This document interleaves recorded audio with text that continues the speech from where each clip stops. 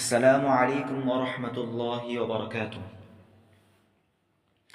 প্রিয় ভাই ও বোনেরা, আজ আপনি যদি চোখ বন্ধ করেন, যদি এক মুহূর্ত ভাবেন আমরা আসলে কোথায় যাচ্ছি, আমাদের শেষ গন্তব্য কি, আপনার বুক কি কেঁপে উঠছে না? আজ রাতে যদি আপনার মৃত্যু আসে, কবরের অন্ধকার প্রথম রাত, আপনি একা,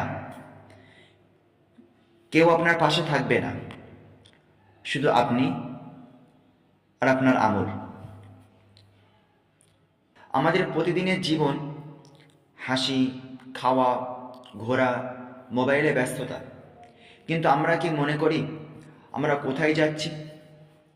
নামাজ পিছিয়ে দিচ্ছি, তবা কাল করব বলি, কিন্তু কাল আমাদের জন্য আসলে আছে কি?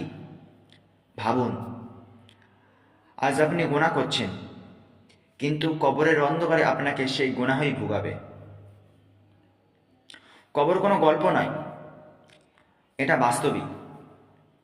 যখন মানুষ আপনাকে নামাবে, সকলেই চলে যাবে, আপনি শুধু একা। কবর হয়তো আপনার জন্য হবে জান্নাতের বাগান অথবা জাহান্নামের গর্ত। তাই একবার আপনি ভাবুন, আপনি কি প্রস্তুত? দুই ফেরেশতা আসবে, এসে আপনাকে জিজ্ঞাসা করবে, তোমার রবকে? আমরা কি করে বলবো যে আমাদের রব আল্লাহ? কারণ আল্লাহ দিনে 5 বার আমাদেরকে ডাকে, আমরা কি কখনো সাড়া দেই? তারপরে জিজ্ঞাসা করবে তোমাদের নবীকে, আমরা কি বলতে পারবো? কারণ যে নবী সারাটি জীবন উম্মাতি উম্মাতি বলে কেঁদে গিয়েছে, সেই নবীর কোনো সুন্নত আমরা মানি কি? মানছি না। তাহলে কি আমরা বলতে পারবো যে আমাদের নবী মুহাম্মদ সাল্লাল্লাহু আলাইহি ওয়াসাল্লাম? তোমার দিন কি? আপনি কি বলতে পারবেন যে আপনার দিন ইসলাম? আজ আমরা শুধু মুখে উত্তর দিচ্ছি, কিন্তু কবরের ভিতর আমাদের আমল কথা বলবে। ভাই, জাহান্নাম কোনো সিনেমা না। এক চিমটি আগুন দুনিয়া সব আগুনকে হার মানিয়ে দেয়। সেখানে থাকবে আগুন, কান্না, আফসোস আর আফসোস। মানুষ তখন বলতে থাকবে, হাই, যদি নামাজটা ঠিক মতন আদায় করতাম, যদি তওবাটা আরো আগে করতাম।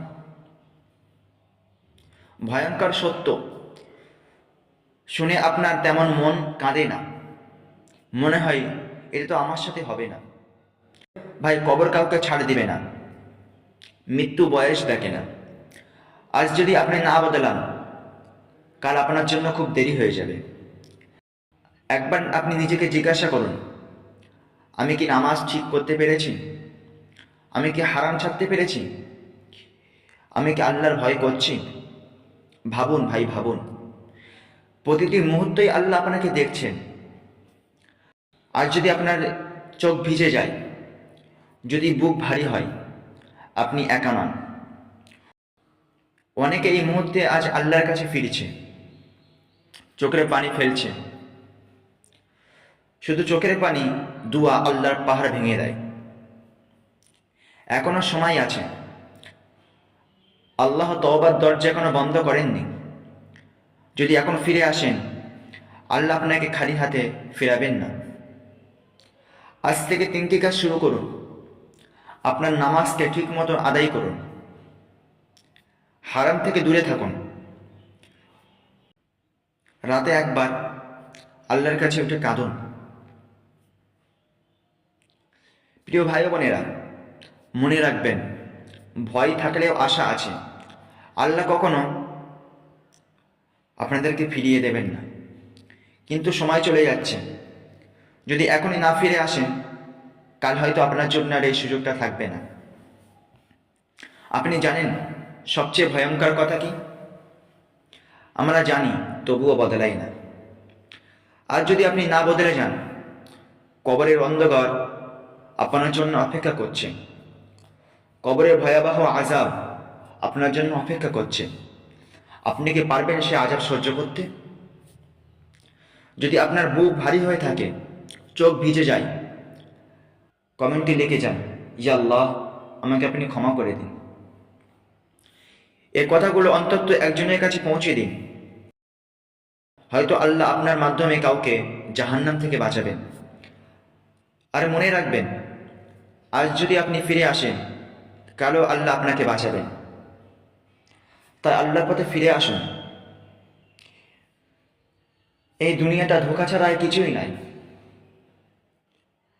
আজ আপনি মরে গেলে দুনিয়ার মানুষ সব আপনাকে কালকে ভুলে যাবে, কেউ আপনাকে মনে রাখবে না। তাই নিজের কবরের কথা ভাবুন, নিজের জন্য ভাবুন, আর আল্লাহর পথে ফিরে আসুন। আল্লাহ আমাদের সকলকে হেদায়েত দান করুন এবং সঠিক কাজ করার মতন তৌফিক দান করুন। আমিন ইয়া রাব্বাল আলামিন।